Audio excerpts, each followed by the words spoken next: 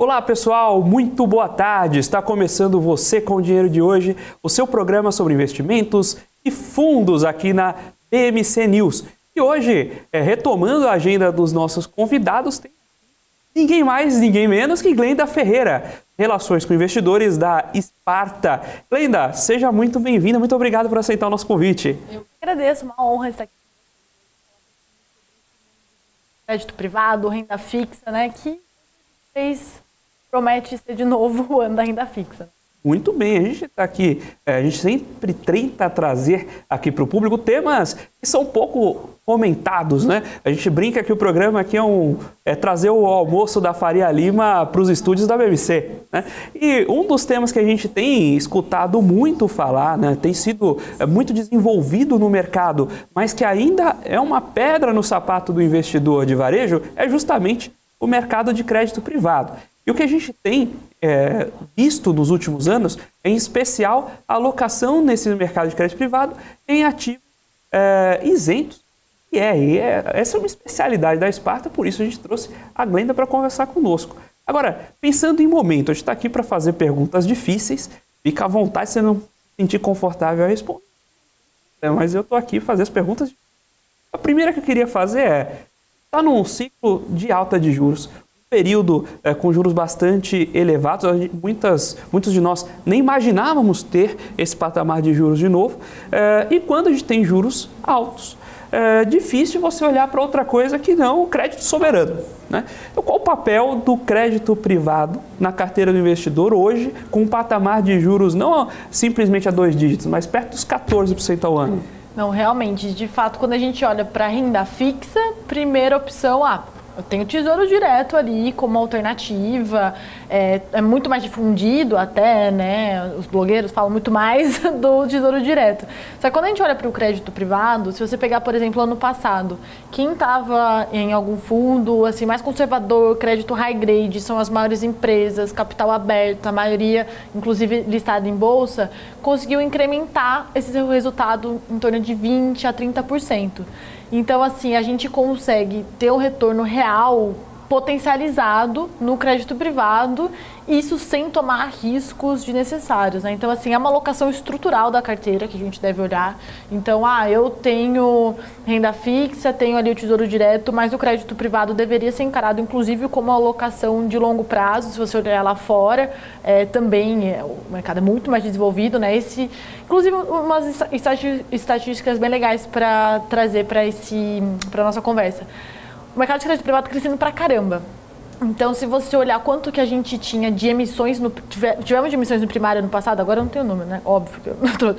Mas, assim, aumentou muito. Eu fico sempre brincando com a equipe de análise. Vocês estão trabalhando muito esse ano? Putz, nesse mês estamos avaliando 20 bi de emissão no primário, que não são as empresas que estão indo, né, fazendo oferta primária de debêntures, principalmente. Então, assim, tem aumentado muito, principalmente 2021, 2022, números muito fortes, assim, acima da média histórica, e negociação no mercado secundário. Se olhar dos últimos 3 anos, esse número de negociação mensal multiplicou por 6 vezes. Então, assim, realmente a gente tem começado a ver muito mais desenvolvimento no nosso mercado, mais negociação, novos players no mercado acessando, então outras gestoras entrando no mercado de crédito privado, porque tem muita oportunidade e para o investidor você consegue acessar com prêmio interessante, relação risco-retorno muito ajustada. Então, assim, para um retorno real interessante. Você comentou, né, do fundo high grade. Geralmente, essa nomenclatura às vezes pode ser pouco familiar quem está nos assistindo, né? Você pode explicar a diferença high grade, high yield e em qual desses mercados vocês focam mais e quando aproveitar spread para migrar de um mercado para o outro? Boa, muito bom. A gente trabalha, eu estou aqui pela Sparta, né? A gente trabalha com crédito high grade. Então, a gente trabalha com as maiores empresas no mercado. Se vocês pegarem, assim, até uma lâmina nossa, a gente tem ali os logos para as pessoas conseguirem visualizar, né, o que a gente faz.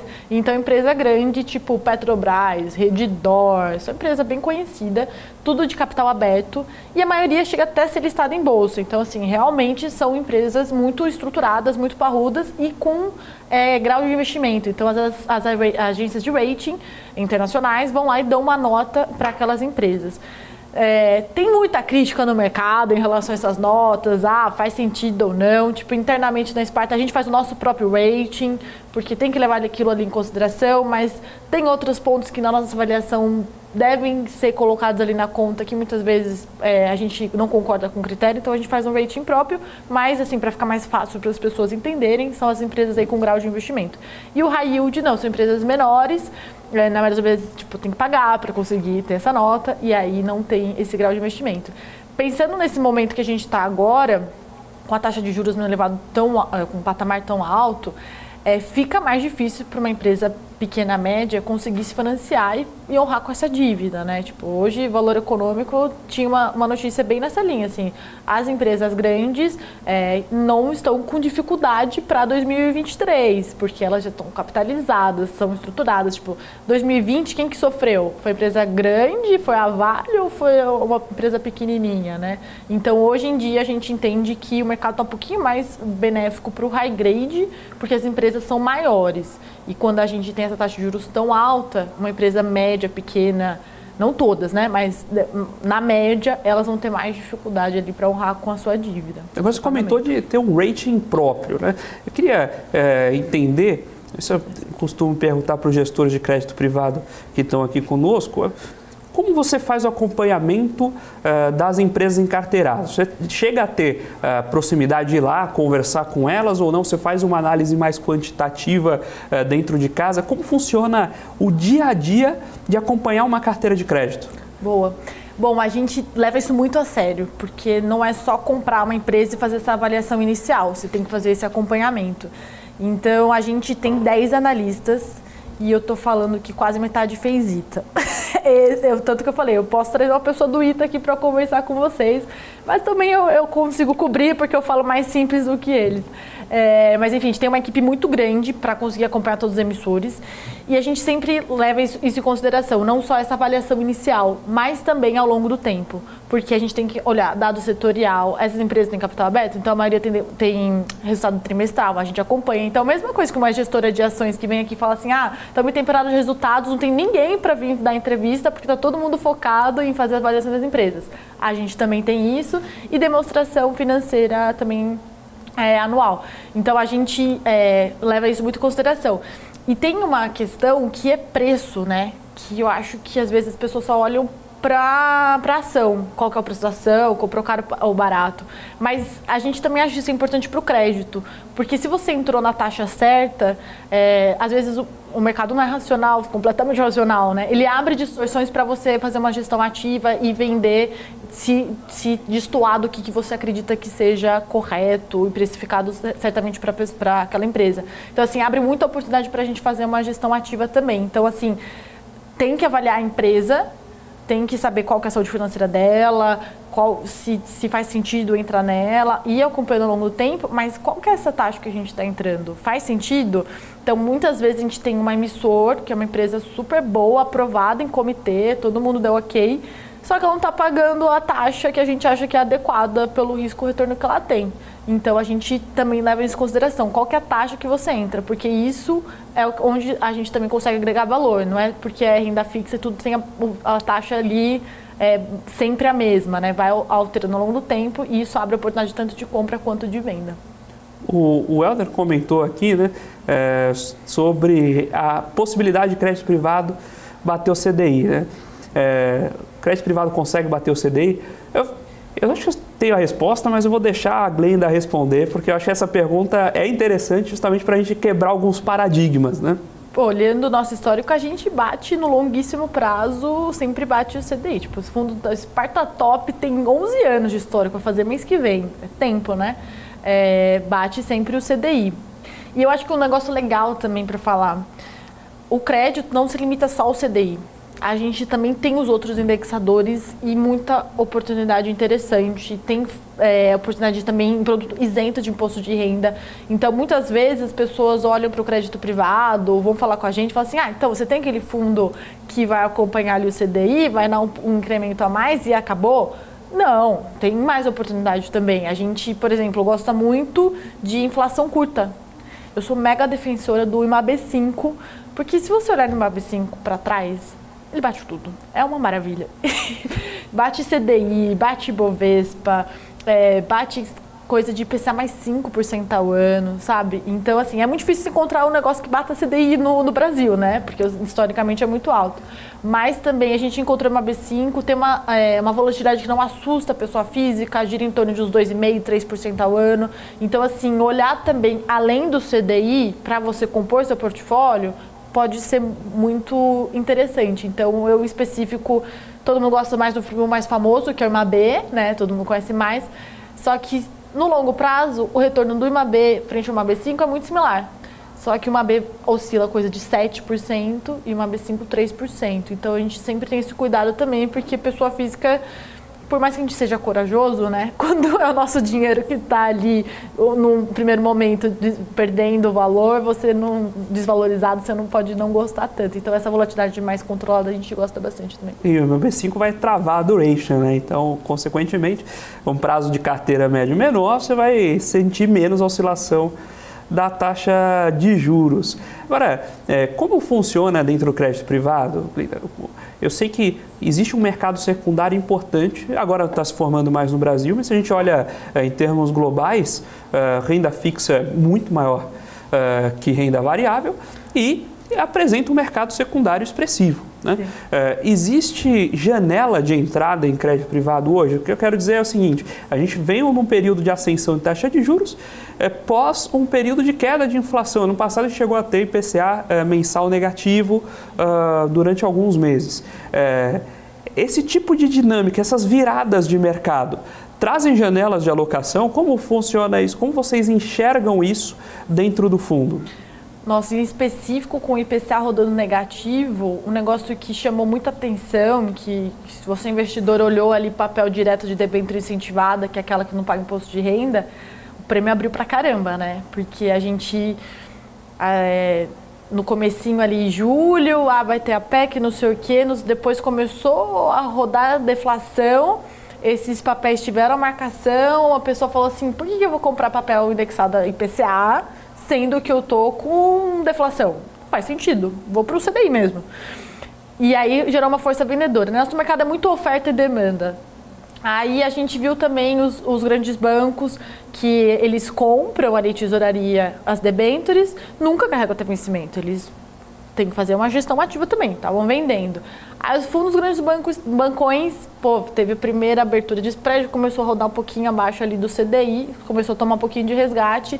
Isso fez com que o spread, né, abrisse das debêntures incentivadas. Então, assim, nesse momento de deflação em específico, o que abriu muita oportunidade foi a debênture incentivada, porque a gente está com umas taxas, né, agora até um pouco menos do que a gente estava 2 meses atrás, num patamar excepcional, assim, colocando em longo prazo, o que vai bater IPCA mais 8% isento de imposto de renda, né? É muito difícil bater uma taxa tão alta. Então, assim, tem algumas dinâmicas, porque a gente olha tudo numa caixa só, né? Crédito privado, mas assim, tem a dinâmica das debêntures, tem a dinâmica das debêntures incentivadas, porque está muito mais na mão de pessoa física, e cada uma vai ter taxas diferentes, negociar todo dia. A marcação ao mercado eu acho que só vai agregar para o investidor, porque ele vai conseguir ver isso com mais facilidade, o que ele tem realmente na carteira. E ao mesmo tempo a gente consegue visualizar, olha, agora, mesmo sendo um período de deflação, putz, vale a pena entrar ali hoje surpreendeu o IPCA, né? Valeu a pena quem entrou desde dezembro, que eu tô ligando para onde a gente fala assim, fica de olho nas debêntures incentivadas, porque realmente está num patamar de spread de crédito muito interessante. E como é para um investidor, pessoa física, alocar diretamente nesses papéis? Então, o que você vê de vantagem, por exemplo, em alocar nesses títulos de crédito privado via fundos em detrimento a alocar diretamente? Eu gosto das duas opções, porque um não elimina o outro, né? Então, às vezes, você tem ali um risco mais óbvio, uma empresa muito conhecida, mas está pagando uma taxa interessante, você realmente conhece, não é assim, ouvi falar da empresa, comprei algum produto dela. Então, um risco mais óbvio, eu acho que faz mais sentido pode fazer mais sentido entrar no papel direto. Por outro lado, pela gestão, é muito bom porque a gente faz esse acompanhamento de preço ao longo do tempo, né? Preço importa pra caramba. A gente vai vender e comprar nas horas por exemplo, a pessoa física estava vendendo e a gente estava comprando, né? Então a gente vai sempre fazer o contrário na maior parte das vezes e conseguir agregar mais resultado. Então, assim, fora diversificação, né? Um fundo nosso tem mais. Hoje em dia, o nosso carro-chefe tem 170 emissores diferentes. Então, assim, imagina para a pessoa física comprar 170 empresas. Você consegue reduzir ali o risco de crédito substancialmente, né? Mas hoje vocês estão focados em emissores, não só em emissores, mas em emissões locais, não é isso? Locais. Vocês olham para investimento em crédito privado estrangeiro? Então, a gente tem um fundo que tem mandato para poder investir fora. A gente olha sim, mas por enquanto a gente tem mais assimetria no Brasil, a nossa especialidade há 30 anos, então a gente fica bem focado em Brasil mesmo. Mas a gente tem um fundo com mandato, que é o Spartamax. Se tiver novidades, eu trago o gestor aqui para explicar o racional. Mas eu sei até de um caso, né, em conversa assim, no almoço. Eles falam, não, talvez vamos entrar não sei o quê, mas é uma dinâmica diferente, sem fazer o hedge, então a gente optou por ficar de fora. O Helder chegou a comentar aqui, perguntar se existia crédito privado no exterior. Quando a gente fala crédito privado, geralmente de maneira genérica, né? Todo título de dívida que não é público, né? Mas você consegue encontrar, por exemplo, emissões brasileiras, emissões de emissores brasileiros que emitem no exterior a dólar, mas taxas muito atraentes. Então, quando a gente está em um período de juros mais baixos, esse fluxo acaba sendo maior. É que agora a gente está com 14% ao ano, é um pouquinho difícil. É que agora a emissão está vindo aqui mesmo. É um pouquinho então, difícil de competir. Fica muito caro para as empresas emitirem lá fora. Então, a gente tem com esses dois pontos, né? A janela de IPO fechou ano passado, então as empresas tiveram que se capitalizar via dívida e também ficou caro, né, emitir dívida lá fora e elas acabaram emitindo aqui para pagar lá fora, então o fluxo ficou aqui no Brasil mesmo. A oportunidade a gente está enxergando aqui. O que um investidor deve levar em consideração, que a gente comentou sobre investir via fundos ou via debêntures, por exemplo, direto. Mas o que dá para você trazer de dica, o investidor levar em consideração na hora de escolher um fundo de crédito? Muito bom. Acho que, assim, de uma experiência ali, do que as pessoas mais têm receio de mercado de crédito, é fundo com uma liquidez muito curta, tipo D0, D5, que sempre vai chamar a atenção do investidor no primeiro momento. Só que nem sempre esses fundos têm a taxa, o percentual de caixa adequado. E aí, quando tem resgates em massa, é o fundo que vai mais sofrer. Então, assim, a gente vê no mercado algumas pessoas com um pouco de preconceito com o mercado de crédito privado, mas acho que vem muito mais disso daí, desses fundos com resgate muito curto, onde ativo e passivo acabam não conversando da melhor forma possível. Então, eu olharia muito o histórico do gestor, da gestora, quanto tempo a equipe está junto, né? O básico ali para você avaliar um fundo de investimentos. Essa questão, se tem o percentual de caixa adequado para o tipo de estrutura do fundo e o resgate que ele tem. Então, são alguns cuidados principais aí que eu teria para levar em consideração. E dá para ter fundo de crédito privado com liquidez D+1? Eu particularmente acho arriscado para um fundo aberto. Agora, quando a gente fala na estrutura de um fundo fechado, que está negociado em bolsa, aí você tem 2 dias ali para resgatar. Mas também a cota oscila, né? De acordo com a oferta e demanda. Então, para renda fixa, curtinho prazo, vai para um CDB com liquidez, vai para um fundo de termo, não toma muito risco aí nesse sentido. A alocação de um fundo de crédito privado vai para uma alocação estrutural, vou carregar por mais tempo, porque é o que casa mais, faz mais sentido. Você comentou de ir para um fundo fechado. Eu sei que a Sparta tem um fundo que é muito importante, muito interessante, que é o Juro 11, que é um fundo fechado. E eu acho que vale aqui uma boa discussão tanto sobre fundos fechados quanto sobre fundos de debêntures incentivadas e os fundos de infraestrutura.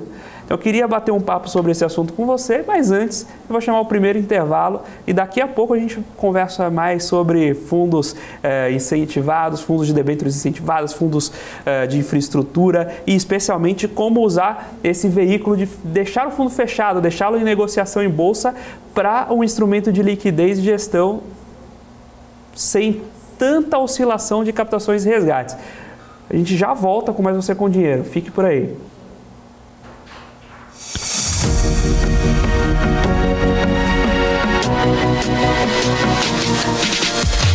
PMC News. Informação que gera valor.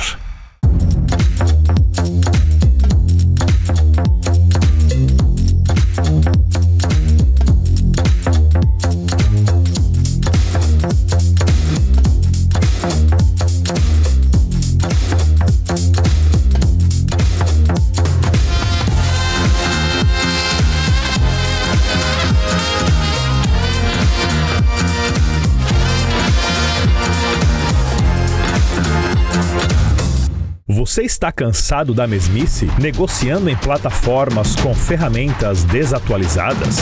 Falta variedade e funcionalidade? Aproveite nossa grande seleção de ferramentas de trade.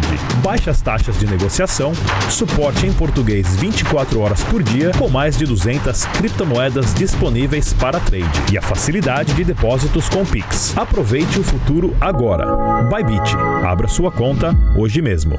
Bybit.com. Se você quer investir em commodities, mas não sabe como, nós temos um recado.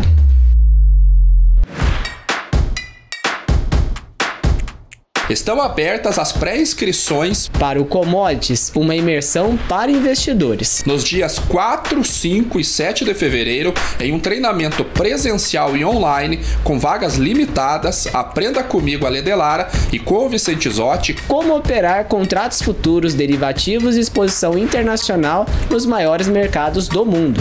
Um intensivo para investidores iniciantes ou profissionais, analistas, gestores de produtos financeiros e profissionais que atuam em commodities. Diversifique a carteira, crie estratégias, entenda tudo sobre negociações, contratos futuros, cotações e vencimentos.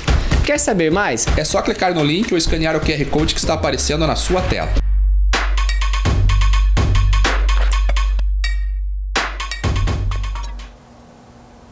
Olá pessoal, estamos de volta com o segundo bloco do Você com Dinheiro de hoje, batendo um papo com a Glenda Ferreira da Sparta aqui, especialmente sobre fundos de crédito privado, infraestrutura, né?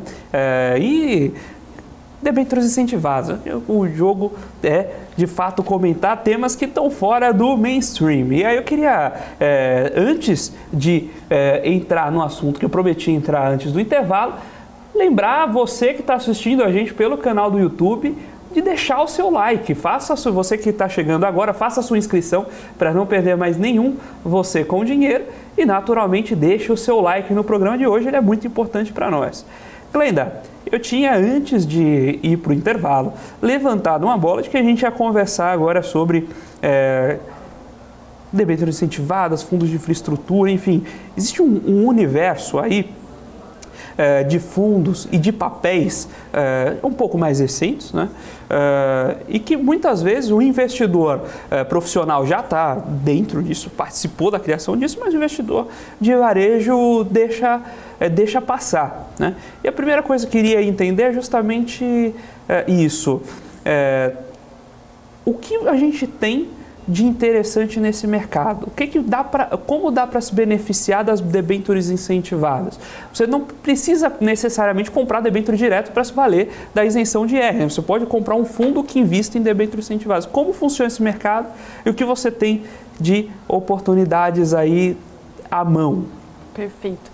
Bom, primeiro a gente tem o fundo normal, né, de debêntures incentivadas, é bem famoso, a gente sabe que tem uma demanda muito forte para esse tipo de produto, porque a pessoa física vai lá na plataforma e fala assim, esse aqui eu não pago imposto de renda, tá rendendo pau a pau ali com o fundo de crédito que eu pago imposto, ou às vezes pode estar rendendo bem menos, mas assim, eu não pago imposto, dane-se, não faço conta nenhuma, eu vou entrar nesse produto aqui. Mas a verdade é que assim, no longo prazo as debêntures incentivadas têm um resultado muito interessante e que vale a pena realmente o investidor levar em consideração. Retorno real expressivo, né? As debêntures incentivadas são emitidas em IPCA mais alguma coisa. Então, por isso que eu falo já do retorno real para o investidor e sem imposto de renda. Então, o que a gente tinha falado agora há pouco, né? Do retorno real líquido de fato. Então, sem imposto e com uma taxa acima da inflação. Então, assim, a gente tem estrutura de fundo aberto normal, que a gente vai lá, compra, faz a gestão dessa carteira. E o que eu acho que é mais interessante para a gente trazer hoje, que é uma novidade no mercado, a gente tem no mercado há 2 anos, que são os fundos de infraestrutura, né? Os FIINFRAs. Todo mundo me pergunta se é um fundo imobiliário, se é um FIPE, se é um ETF, mas na verdade é o FIINFRA, um fundo de infraestrutura que vai comprar as debêntures incentivadas. Então, E a grande beleza disso, pro lado da gestão, é que a gente não tem que pagar resgate. Então, são fundos fechados. Então, imagina, a gente todo dia tem aplicação resgate. Só que eu não sei exatamente quanto que a gente vai ter de aplicação resgate, sempre é uma surpresa.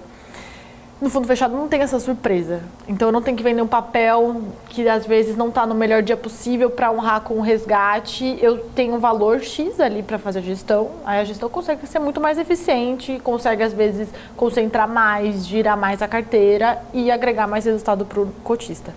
Então a estrutura para o lado da gestão de um fundo fechado beira principalmente o risco de liquidez, por isso que eu tenho que ser fundo de 30 para resgate, não sei o quê. Então, assim, para a gente é muito eficiente esse tipo de estrutura. Para a pessoa física, tem muita vantagem também. Primeiro, é imposto de renda. Então, o investidor pessoa física, né, não PJ, não paga imposto de renda nem no dividendo, nem no ganho de capital, porque ele está comprando debêntures incentivadas. Então, isso trava a cabeça das pessoas, né? No começo, quando a gente começava a falar, todo mundo assim, como assim não vou pagar imposto de renda? Você está me enganando, é mentira. Porque no fundo imobiliário eu pago, mas aqui não, porque a gente compra debêntures incentivadas que são isentas de imposto de renda. Então, tem esse grande benefício, resgate em 2 dias, que é o prazo da Bolsa, e na média, como essa estrutura é mais eficiente, vai ser um fundo que vai render mais do que um fundo aberto. Só que tem o porém de ter a cota ali na bolsa, né? Então você também tem que lidar com essa oscilação ali de preço no dia a dia, que a gente sabe que se o investidor for muito conservador, ele pode não gostar. Não oscile tanto, mas, né, tá sujeito a esse preço ali na bolsa. Então, assim, o conjunto da obra é esse, assim.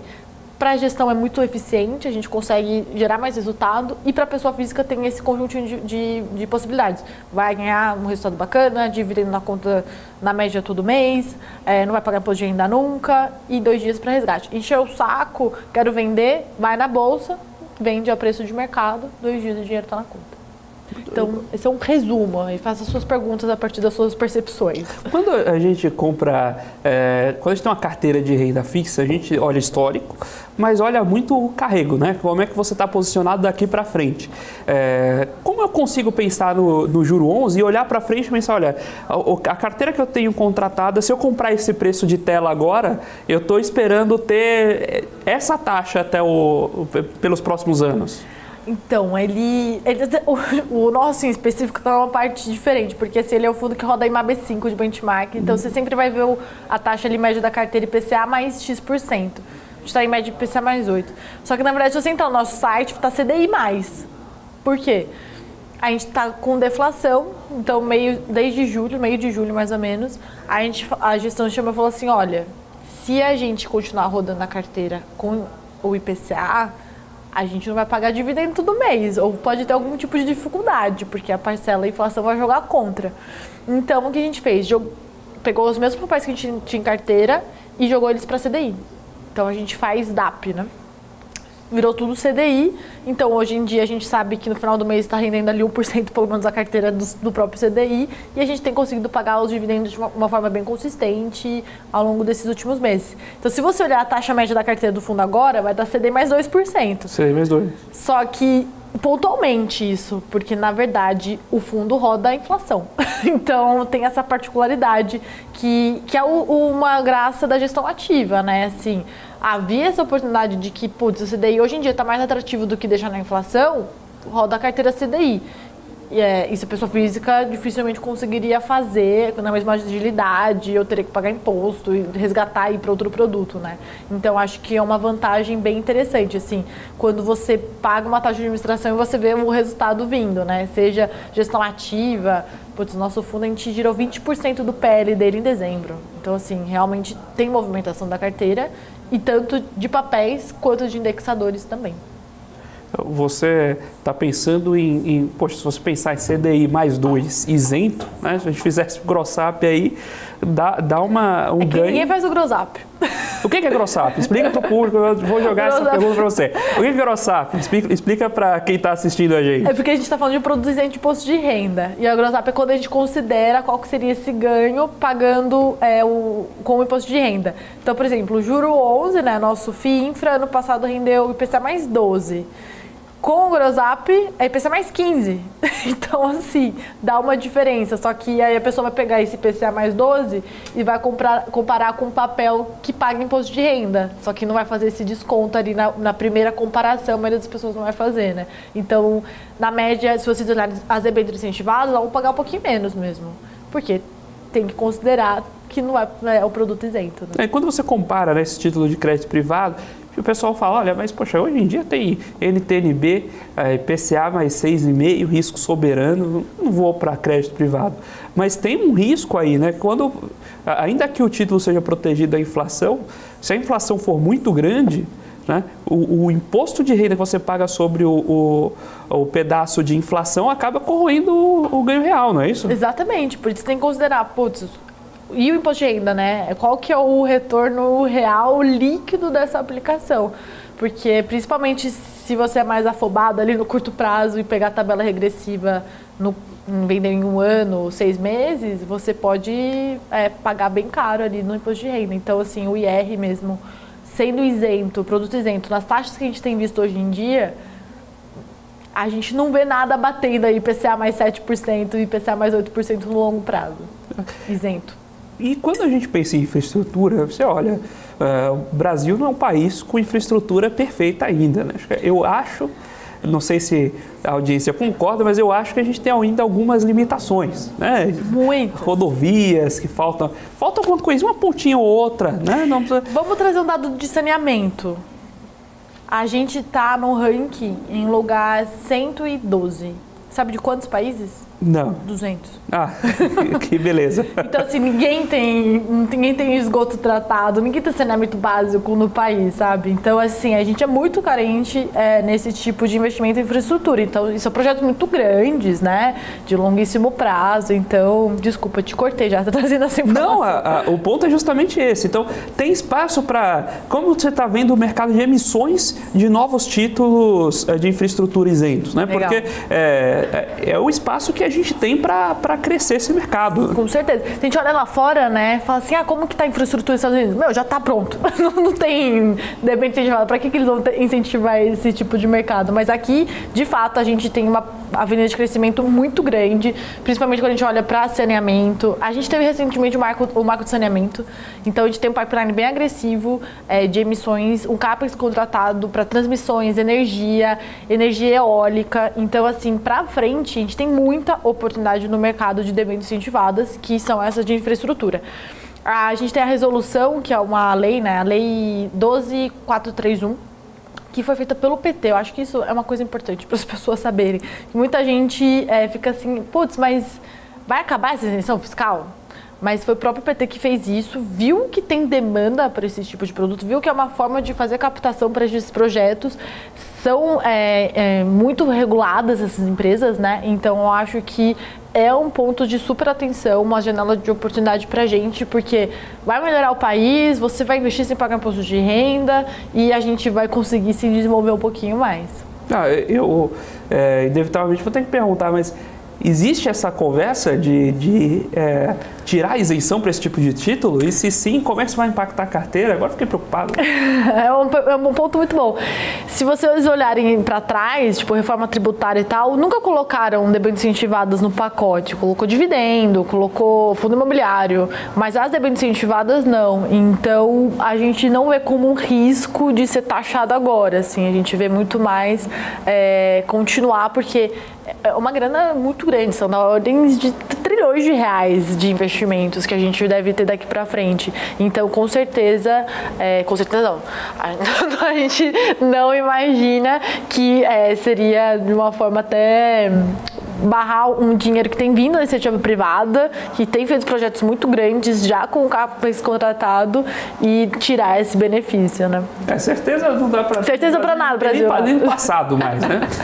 A gente acorda e descobre que mudaram o nosso nome, né? Sim, mas com certeza é uma oportunidade legal. Né? Bacana.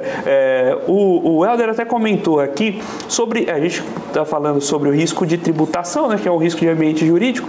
Que outros outros riscos o investidor tem que se atentar quando pensa em ir para esse tipo de debenture, para esse tipo de investimento? Especialmente, depois a gente fala um pouco mais até do Juro 11, em termos de formato, mas é um ambiente de crédito, né? E também um ambiente de projetos, né? O que a gente chama de project finance, né? Geralmente você tem essa debênture atrelada a um conjunto de projetos de infraestrutura, né? Perfeito. E uma coisa, sabe, um ponto super interessante dessas empresas que vêm ao mercado com debêntures incentivadas, elas são muito estruturadas, muito grandes, e a gente nem olha assim, tipo, a garantia, né, das debêntures no high grade, não, o high yield que tem que estar mais amarradinho ali, tem que ter todas as garantias. Mas no high grade, as empresas têm muitos ativos também, então, assim, para um investidor que pensa primeiro ali na garantia, putz, essas empresas têm muitos ativos para vender se você precisar, elas são muito mais estruturadas realmente, e tem essa visão de longo prazo, né, se você pegar a duration, que é o prazo médio ali de uma debenture normal versus uma debênture incentivada, a incentivada vai ter prazo mais longo, porque tem esse projeto de financiamento para conseguir se concretizar. Então, assim, tem riscos, mas sendo bem sincera, a gente enxerga um risco muito mais regulado a debênture incentivada, porque são os setores mais regulados que vêm ao mercado. Então, até colocaria uma relação risco-retorno mais saudável para a infraestrutura. E dentro dessa atribuição, né, de você mandar para o mercado de infraestrutura esse dinheiro, a gente consegue enxergar de alguma forma outros tipos, porque você comentou o seguinte, né? Olha, a gente às vezes nem olha garantia, mas às vezes a debenture tem aquela garantia subordinada, né? Ela ainda entre os debenturistas você tem uma preterição no recebimento. Dentro das debêntures incentivadas, vocês veem esse tipo de segmentação e, caso não, como funciona essa estrutura? Porque o que eu penso é o seguinte, tudo bem, você tem os ativos e eventualmente você tem a própria obra como proteção, mas você não pode, você tem pouco espaço para executar a obra, né? Você não pode pegar a estrada, a ponte e levar para vender em outro lugar. Então, como funciona essa gestão de garantias? E, no limite, quais são as alternativas para você sair do mercado antes que essa debenture se torne um problema? Sim, então a gente não vai olhar mesmo realmente a garantia ali no primeiro momento, só comentei que realmente tem os ativos que, putz, se der problema mesmo, tem um ativo ali para a gente conseguir segurar. Mas o que é muito importante é a questão do monitoramento que eu falei.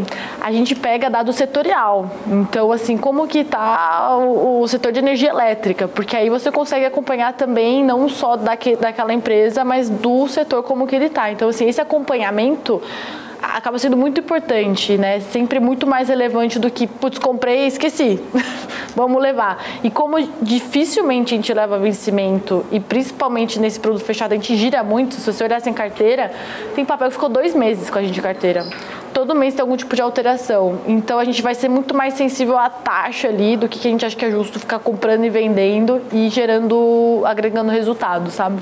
Então acho que esse é um ponto bem relevante, assim, a gente não vai olhar para garantia, vai ser lá se precisar depois, mas a gente vai ficar girando muito mais e vai ter essa percepção nas taxas, porque a empresa não vai falir daqui para amanhã, né? Ela vai demonstrando isso ao longo do tempo. Muito bem. Pessoal, você que está comentando no chat, Regis, eu vi aqui você perguntando sobre não ler as perguntas. Não encontrei sua pergunta, então deixe ali sua pergunta de novo, por favor, que eu vou dar uma olhada, eventualmente trago aqui para a Glenda. Se você também tem a sua dúvida, deixe no chat, vamos trazer sua dúvida, vamos responder a sua pergunta aqui no programa. E se você não tem uma pergunta, mas está vendo a gente pelo YouTube, aproveite e deixe o seu like. Se você não deixou seu like ainda, deixe o seu like, faça a sua inscrição no canal da BMC News. Daqui a pouco a gente volta para responder a sua pergunta, que agora a gente vai para o segundo intervalo. E em 1 minutinho a gente volta para o terceiro e último bloco do Você com Dinheiro de hoje.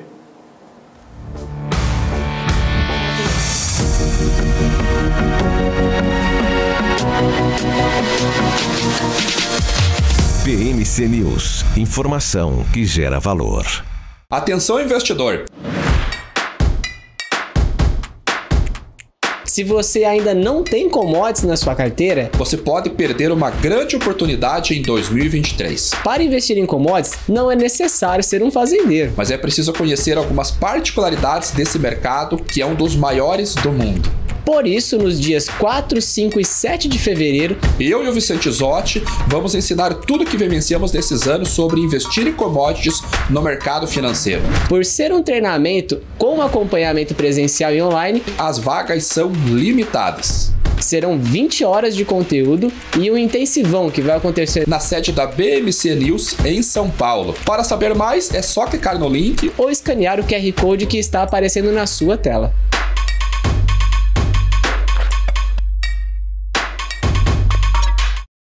As empresas que fazem parte do seu dia a dia estão em uma das maiores bolsas do mundo, a Nasdaq.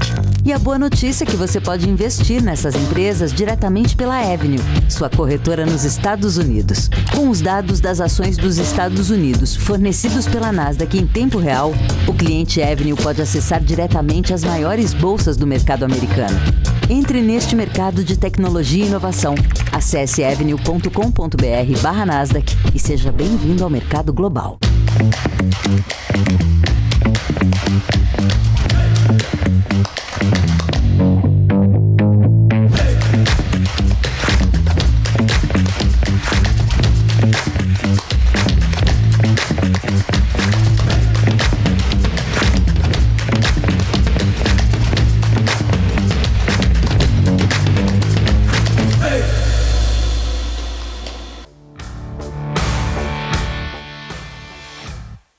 Bloco do Você com Dinheiro de hoje, com a participação especial da Glenda Ferreira, RI, da Esparta, para falar justamente sobre fundos de crédito privado, infraestrutura, enfim, esse assunto que é relativamente novo quando comparado com outros temas de mercado, mas que já é muito comum entre investidores profissionais. A gente traz aqui no Você com Dinheiro a oportunidade de você, investidor, acompanhar esse tema e participar dessa discussão. Glenda, queria fazer uma pergunta para você. Você comentou do Juro 11, que é um fundo fechado, então negocia essas cotas em bolsa. Diferente do fundo 555 aberto padrão, que você, quando você compra a cota, você está comprando cotas de fato do fundo, é como se fosse sempre uma emissão primária, né?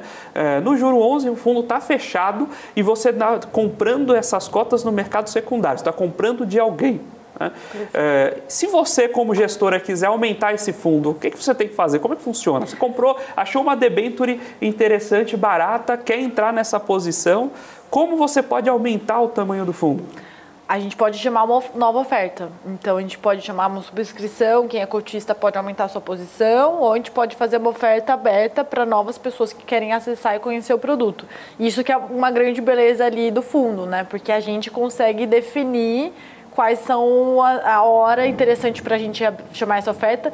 Não que o prazo seja tranquilo, né, que demora, mas a gente consegue ter esse controle muito mais na nossa mão. Então, por exemplo, eu falei que agora, final do ano, a gente estava com taxa muito boa para comprar debênture incentivada, porque o spread tinha aberto. Então, a gente conseguiu fazer uma oferta, conseguiu fazer uma captação e alocamos um prêmio muito interessante. Então, isso é muito bom porque a gente tem esse domínio. E aí, para o investidor, ele vai ter duas cotas. A cota patrimonial. Isso é um ponto super interessante, é que ela é muito transparente. Porque, assim, a gente vai trabalhar com uma carteira de umas 30 debêntures, todas muito líquidas, marcadas a mercados diariamente. Então, a gente tem cota patrimonial todo dia divulgada. Então, o investidor que quiser ver, é só entrar no site e vai saber exatamente quanto que aquele fundo vale no dia. Diferente do fundo imobiliário, que às vezes é mensal, né? Anual. Então, aqui pelo menos você tem essa transparência e fala assim, eu sei quanto que ele vale, uma cota patrimonial. E tem a cota de mercado. Então, a cota de mercado vai depender igual a gente, né? Você quer comprar, vai lá, coloca no seu home broker Juro 11, compra e outra pessoa está vendendo. E aí encheu o saco, né?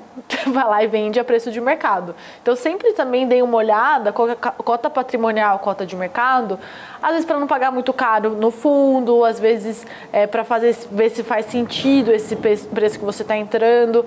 A gente no site tem a tabela de sensibilidade. Só que agora não tem porque a gente está em CDI, mas quando voltar para a inflação, que é a média do fundo, você vai ver, se eu pagar 105, eu estou entrando no IPCA mais X%. Se eu pagar 102, eu estou pegando no IPCA mais Y%. Então dá para vocês entenderem ali e ver qual que é a taxa média que vocês estão entrando no fundo. Acho que é um ponto bem relevante para levar em consideração. Eu estava justamente essa conta, né, que é da pergunta anterior, do carrego, né, de como você aproveita esse jogo de oferta e demanda a seu favor, né, porque você tem o lastro no PL do fundo. Se fosse um fundo normal, né? Não que esse fundo seja normal, né? Mas então, se o fundo, como a gente está acostumado, um fundo aberto, você compraria pelo valor que está ali calculado, valor patrimonial, né? E aí você tem essa oportunidade de eventualmente comprar até um pouco menos, né? Se o mercado deixar. Se o mercado deixar, você consegue... às vezes você consegue ter um ganho de capital ali, porque... O pessoal se empolgou, comprou demais, a cota deu uma valorizada. A gente negociou no passado com uns 4 a 5% de ágio na cota. Então, tem mostrado que tem uma demanda ali pelo fundo, sim. Mas é o que eu sempre falo, né? Façam essa conta aí, não negligenciem. Mas dentro desse momento de compra, tem um ponto que é interessante, que é o pagamento de dividendo. Né? Vocês enxergam uma pressão maior de compra perto das datas de pagamento de dividendo? Quando a gente anuncia se o dividendo é atrativo, se está acima da média dos bares, com certeza gera um pouquinho você pode ver o book de compras ali, aumenta um pouquinho o volume, sim. Vocês trabalham com algum nível de dividendo mínimo? Para quem gosta, para você que está buscando sua aposentadoria, quer deixar a renda garantida, tem um dividendo mínimo ali que você pode contar? Boa pergunta. A gente trabalha com regime de competência no fundo. Então, a gente tem que ter resultado, tem que ter lucro acumulado para conseguir pagar nosso cotista. Então, aí fica muito fácil para vocês verem pela cota patrimonial. Cota base é 100. Tudo que tiver acima de 100 é lucro acumulado que a gente tem. Então, hoje, por exemplo, hoje eu não vi, na verdade, ontem, a cota patrimonial era R$100,66. Então, agora, começo de mês, a gente tem 66 centavos de lucro acumulado para distribuir para o nosso cotista. E aí vai acumulando até o final do mês. No final do mês, a gente faz o corte e anuncia o dividendo. Não necessariamente, se a gente fechar o mês com R$102,50 de cota patrimonial, a gente vai pagar R$2,50 para o cotista. Geralmente, a gente vai deixar uma gordurinha ali para a gente ir distribuindo ao longo do tempo. Porque nem sempre é mil maravilhas, né? Hoje a gente está no mercado mega favorável para as debêntures incentivadas, para renda fixa. Mas, se a gente tiver alguma dificuldade, a gente pode contar com uma reservinha para conseguir honrar com esse dividendo para o nosso cotista. Porque a nossa ideia é pagar todo mês. As últimas distribuições foram na casa de 1,25. A nossa expectativa para esse ano é entregar entre 1,20 e 1,40 ali para o nosso cotista no mês. Eventualmente, tendo algum lucro extraordinário, fechou algum spread de uma forma interessante, a gente consegue distribuir até um pouco mais. Por exemplo, ano passado, 2 meses, a gente conseguiu pagar R$2 por cota, porque a gente tinha um ganho ali com esse fechamento de spread. Então, vale sempre ficar de olho. Mas, né, eu gosto sempre de balizar para baixo. Então, se você ficar ali pensando que vai ganhar 1,20 na média e conseguir ganhar de vez em quando um pouquinho a mais, melhor, vocês vão gostar mais da gente. Não fica a expectativa em R$2 todo mês, porque não vai, né? É sempre melhor ser surpreendido para mais, né? Quando você falou dessa marca dos R$100, quando vocês distribuem a inflação também ou a inflação vocês vão corrigindo nessa base? Então, a gente distribui o resultado do fundo, que vem basicamente dessa compra e venda de debêntures e mais o indexador, entendeu? Então, tipo, rodou o CDI e a gente fez os trades. Porque a maioria sempre pergunta, IPCA, faz amortização, a outra pergunta que cai bastante, e o que era a outra coisa que eu ia falar? Esqueci. Mas o mais importante é isso, assim, ou o cupom. Então vocês vão lá e compram, tem 12 meses no ano, as debêntures vão pagar semestral ou anualmente ali os juros. Então você compra e leva em consideração esses casamentos de meses ali, aí caiu esse pagamento da debênture, você distribui para o cotista? Não, a gente distribui esse lucro de gestão ativa e indexador basicamente, sabe? Então não é necessariamente que vocês vão ter inflação, é esse lucro desse resultado que vai vir hoje do CDI e de trade das É porque é muito difícil as pessoas pensarem que a gente fica girando debênture incentivada, como se fosse girando ação, mas é isso que a gente faz. E o pessoal comenta, né? Poxa, quero receber dividendos, né? Então vou para ações de dividendos que eu quero receber dividendos, mas não necessariamente. Você tem outros instrumentos, você tem as debêntures que pagam com certa regularidade, você pode aproveitar desse benefício também no mercado de renda fixa, que ultimamente tem se mostrado bastante valioso. Cleida, a gente está caminhando para o final e eu queria que você explicasse para a gente, olha, se você, quem está aqui no chat falando, olha, eu quero investir nesse fundo, quem quer investir na Sparta, quais são os caminhos, quais são as alternativas, mesmo ir no Juro 11, sei que é um pouquinho diferente, compartilha com a gente o que o investidor precisa fazer para investir com vocês. Boa. Bom, a gente está nas principais plataformas, né, principais corretoras, tem alguns bancos também, então é só procurar ali Sparta que vocês vão encontrar. O Juro 11 é muito mais fácil, né, porque você entra ali como se fosse comprar uma ação, vai lá, Juro 11, comprou, sem problema. E qualquer dúvida, informação, a gente tem uma super preocupação que as pessoas se sintam confortáveis, né? E entrar no produto e ter transparência. Tanto que, assim, carteira do Juro 11 é aberta, inteira. Tem todas as empresas que a gente compra ali dentro. Porque hoje em dia, né, a gestora não pode ser mais a caixinha preta. Então, a gente acha que quanto mais informação der, mais confiante o investidor fica, mais fácil fica o nosso relacionamento. Então, assim, a gente está em todas as redes sociais também. Instagram, YouTube, que mais? LinkedIn, Twitter. Então, o que vocês precisarem também podem sempre procurar a gente, que a gente está super disposto a tirar dúvidas e conversar. Não, maravilha. E está, inclusive, aqui conosco hoje, trazendo essa aula sobre crédito privado aqui para a nossa audiência. Cleida, queria agradecer imensamente por ter aceito o nosso convite, ter feito essa participação, muito bom. Agradeço você também que está acompanhando o programa Você com Dinheiro. Hoje, né, nós fazemos essa produção para vocês, né? Trazemos essas pautas para vocês. Eu espero que vocês aproveitem, gostem e, sobretudo, aprendam com os nossos convidados, porque não é brincadeira, trazer a Glenda aqui não foi brincadeira, viu? E pessoal, na próxima eu trago a pessoa do ITA, já está prometido. Combinado. Pessoal, muito obrigado. Nós estamos ficando por aqui com Você com Dinheiro de hoje. Amanhã nós temos mais Você com Dinheiro às 15 horas para falar mais uma vez sobre análise fundamentalista. Vamos falar sobre ações amanhã de novo. Então até amanhã às 15 horas e ficamos por aqui com Você com Dinheiro. Até lá, fique agora com Top News com a Débora Oliveira para o fechamento de mercado.